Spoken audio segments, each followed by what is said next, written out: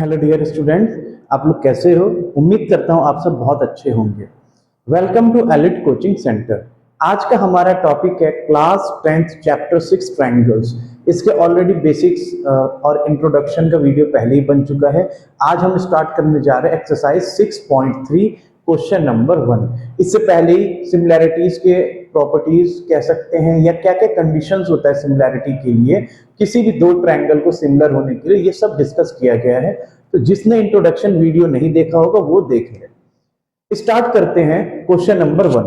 तो question number 1 क्या कह रहा है बच्चों? कह रहा है कि आपके आगे दो ट्रायंगल दिया हुआ है, आपको बताना है क्या ये दोनों सिमिलर है या नहीं है। अगर है तो आपको बताना है किस कंडीशन से हो रहा है। एंगल एंगल एंगल से हो रहा है, एंगल साइड से हो रहा है, साइड साइड साइड से हो रहा है। यानी कि जो जो मैंने ऑलरेडी कंडीशंस पढ़ाए इससे पहले वाले वीडियोस में, उनमें से किसी एक से आपको बताना है।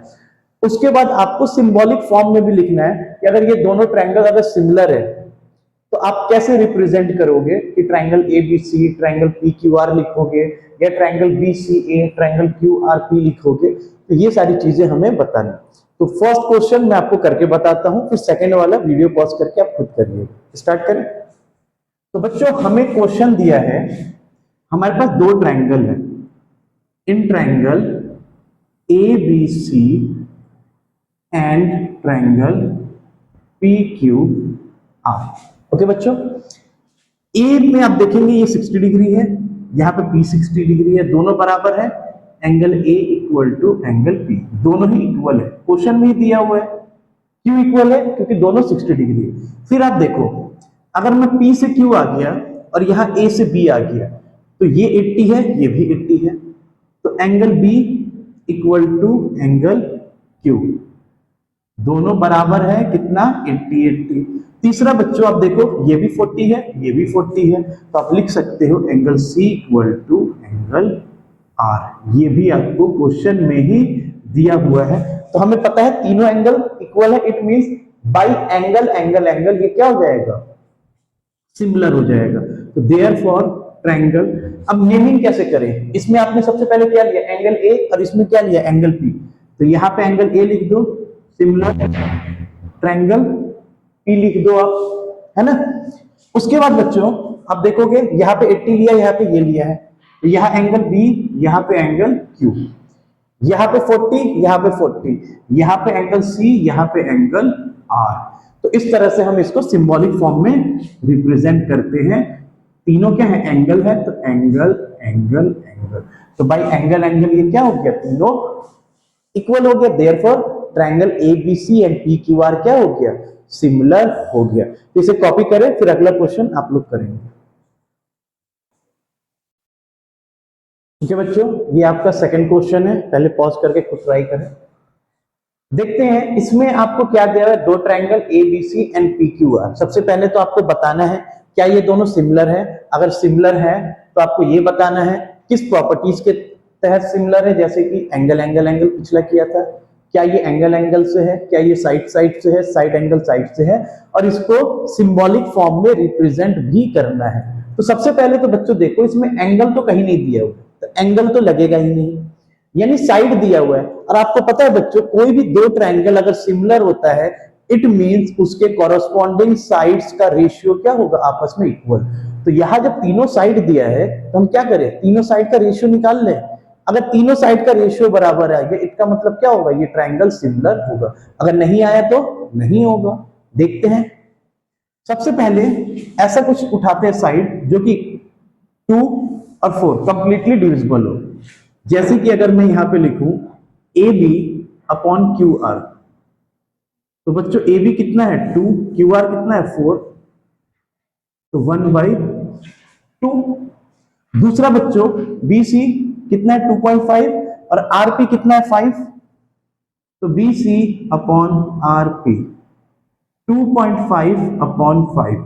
इसे भी कट करोगे तो 2, 1/2, दो इक्वल आ गया। अगर तीसरा साइड हम AC ले रहे हैं और ये PQ, AC कितना है बच्चों? 3, PQ कितना है? 6, ये भी आ गया 1/2। तो आप देख रहे हो तीनों साइड्स का जो रेशियो है इक्वल है, इट मींस ये दोनों ट्रायंगल क्या होगा? सिमिलर होगा। Therefore triangle A B C, sorry मैंने ए तो लिखा ही नहीं, triangle A B C similar. अब नेमिंग कैसे करते हैं, इसमें आपने सबसे पहले ए बी लिया था साइड, और इसमें क्या लिया था क्यू आर, तो यहां पे हम लिखेंगे क्यू आर। तो ए बी अगला क्या है सी है, तो इसमें क्यू आर अगला क्या है पी है। By side side side, angle मत लिख देना, साइड का रेशियो हमने लिया। समझ आया नेमिंग? नेमिंग आपको वैसे ही करनी है जहां से आपने कोई साइड या कोई एंगल स्टार्ट किया। हमने यहाँ ए बी से स्टार्ट किया था, ए बी फिर सी पे आए थे। यहां बच्चों हमने क्या किया था क्यू आर फिर पी पे गए थे, इसलिए यहां पे हमने ए बी सी लिया, यहां पे क्यू आर पी लिया। समझ आया? तो इसे कॉपी करें फिर अगला क्वेश्चन करते हैं। ओके बच्चों, फर्स्ट सेकंड समझ आया? तो थर्ड जल्दी से खुद ट्राई करें, स्टार्ट करें। थर्ड बच्चों क्या है, आपके सामने दो ट्रायंगल दिया हुआ है, तो फिलहाल अभी ऐसे ही लिख देते हैं। अभी ये जो मैं लिख रहा हूं in triangle L M P and triangle D E F, तो अभी मैंने ये कोई नेमिंग नहीं किया, इसी को मत आप लोग लेके चलिए कि सर आपने तो ये एल एम पी और डी एफ लिख दिया। मैंने तो रैंडमली दोनों ट्रायंगल बस पिक कर लिया, लेकिन नेमिंग तब करेंगे जब हम कोई angle angle angle side side side किसी चीज से जब हम प्रूव करेंगे ना कि ये दोनों सिमिलर है, तो फिर वहां से एंगल या साइड पकड़ के हम क्या करेंगे, इसको नेमिंग करेंगे। अभी जस्ट मैंने ये ऐसे नेमिंग कर दिया कि ये ट्रायंगल और इस ट्रायंगल के बारे में हम बात कर रहे हैं। बच्चों इसमें सबसे पहले रेशियो देखते हैं, कंप्लीटली डिविजिबल हो एमपी, क्योंकि एंगल तो दिया नहीं है तो रेशियो ही देखेंगे, अपॉन ये देखो बच्चों क्या है ई डी, एम पी कितना है 2, ई डी है 4, यानी कि 1/2। अगला बच्चों P L, P L E D, तो यहां पे डी एफ, डी एफ ये कितना है बच्चों बताओ जल्दी, 3/6 यानी कि 1/2। अब M P P L L M कर दें, एल एम, और इधर ई डी डी एफ और एफ ई, ये कितना है बच्चों 2.7 और ये कितना है 5।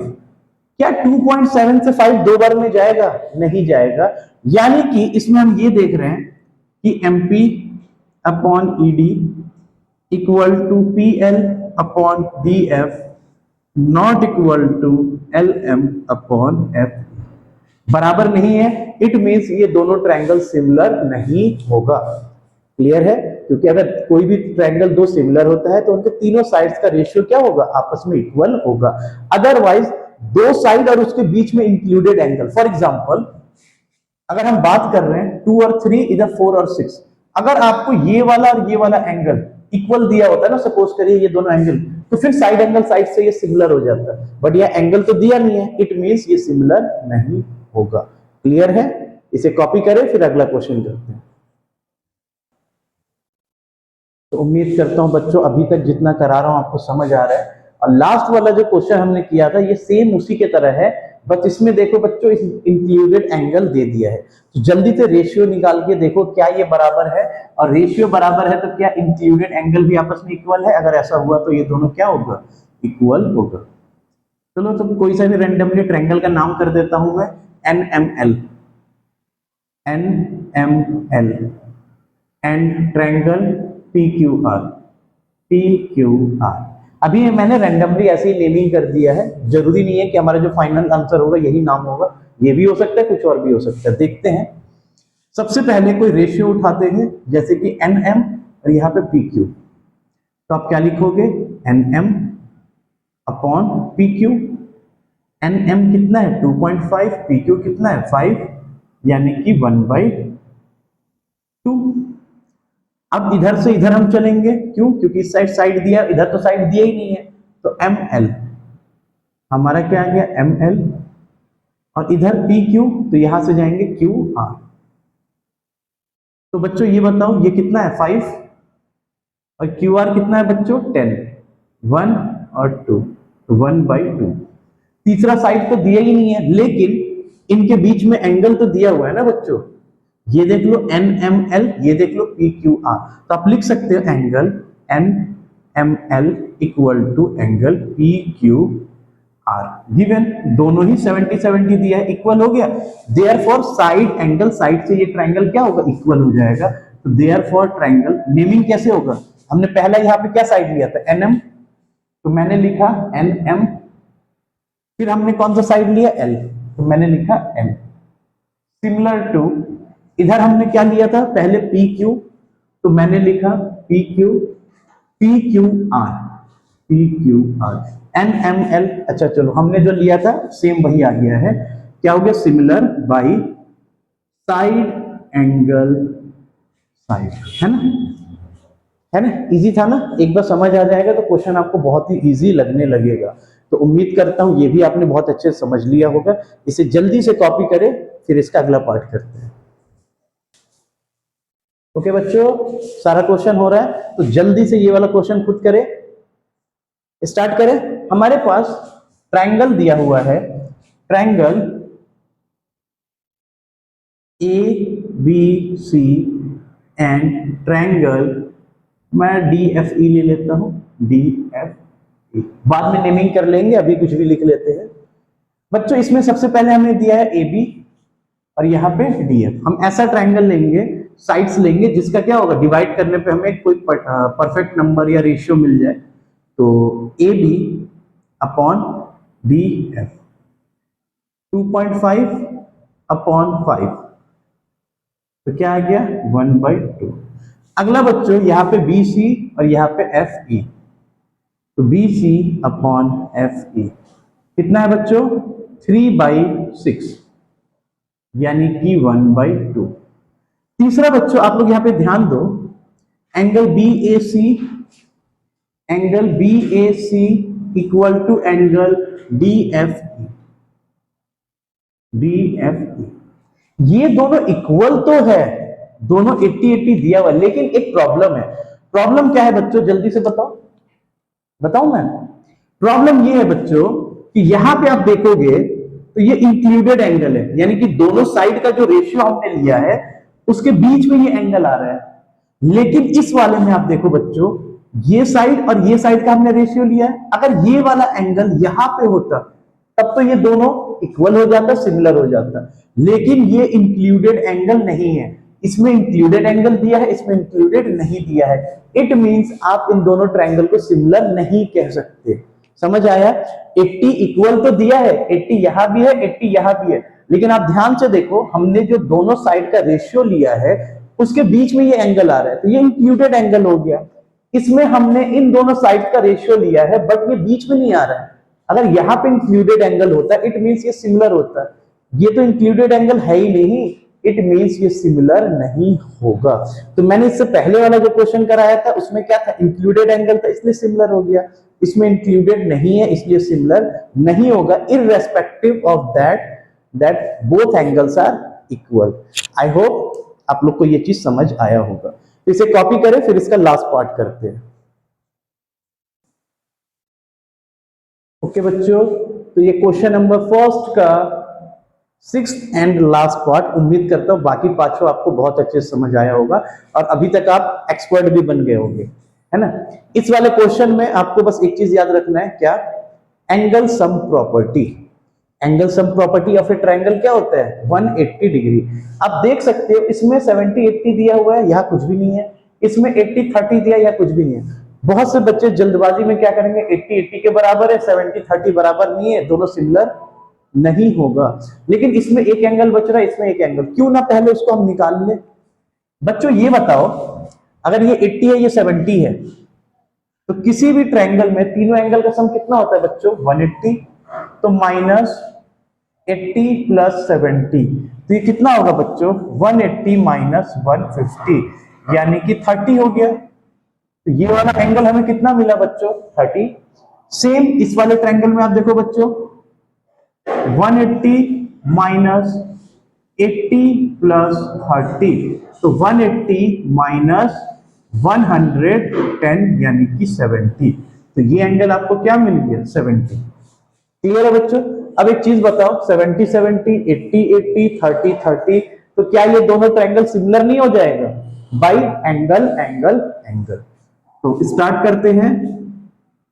इन triangle D E F and triangle P Q R, आपको पता है angle D equal to angle P, angle E equal to angle Q and angle F equal to angle are.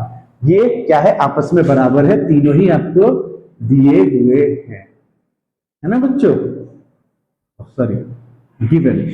Therefore triangle D E F similar triangle P Q R by angle angle angle, तीनों sides equal है।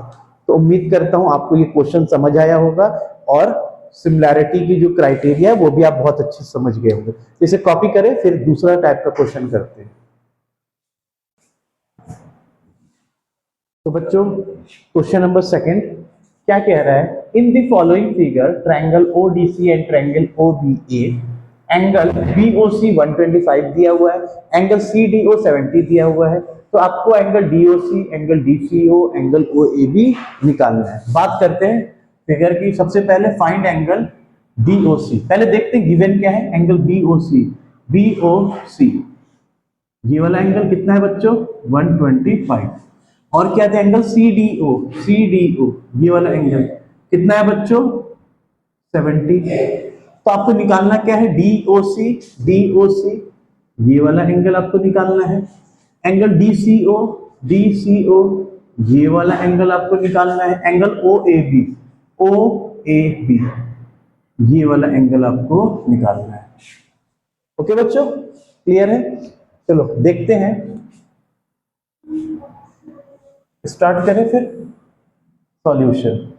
बच्चों सबसे पहले मुझे ये बताओ angle DOC plus angle COB equal to 180 होगा, ये वाला एंगल प्लस ये वाला एंगल, ऐसा क्यों, लीनियर पेयर, क्यों बच्चों लीनियर पेयर। ओके अगर लीनियर पेयर है आपको ये ऐसे ही रख दो, angle DOC plus COB 125 equal to 180, 125 उधर ले जाओ तो एंगल DOC क्या होगा 180 माइनस 125, देयरफॉर एंगल DOC कितना हो जाएगा बच्चों, 10 में से 5 गया 5, 7 में से 2 गया 5, यानी कि 55 डिग्री।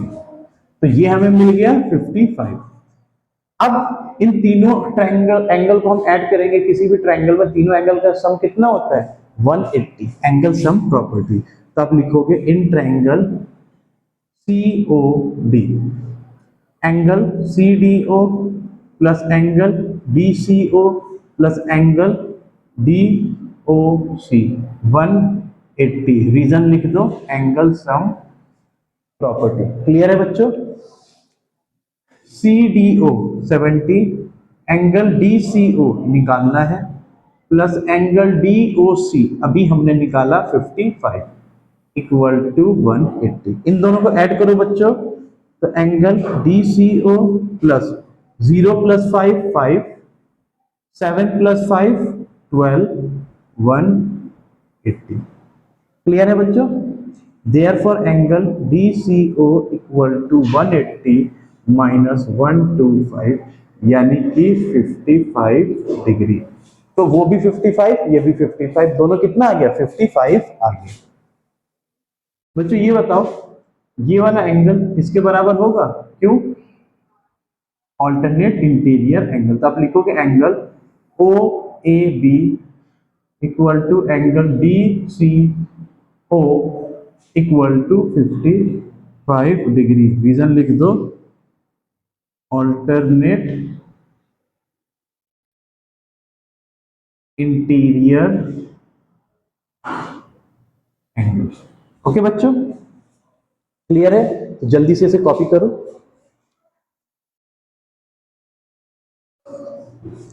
बाकी उम्मीद करता हूं बच्चों आप लोग को ये समझ आया होगा, क्योंकि वीडियो बहुत ज्यादा लंबी हो जाएगी, तो इसीलिए अभी इसमें सिर्फ 2 ही क्वेश्चन हम कर रहे हैं, क्योंकि ऑलरेडी क्वेश्चन नंबर 1 में हमने 6 पार्ट किया है। तो क्वेश्चन नंबर 3 और उसके आगे के लिए हम मिलेंगे अगले पार्ट में। बाकी उम्मीद करता हूं आपको सब चीज समझ आया होगा। बाकी वीडियो अच्छा लगा तो अपने दोस्तों के साथ शेयर करना तो बिल्कुल ना भूले, और हाँ, लाइक एंड सब्सक्राइब जरूर करें। Thank you.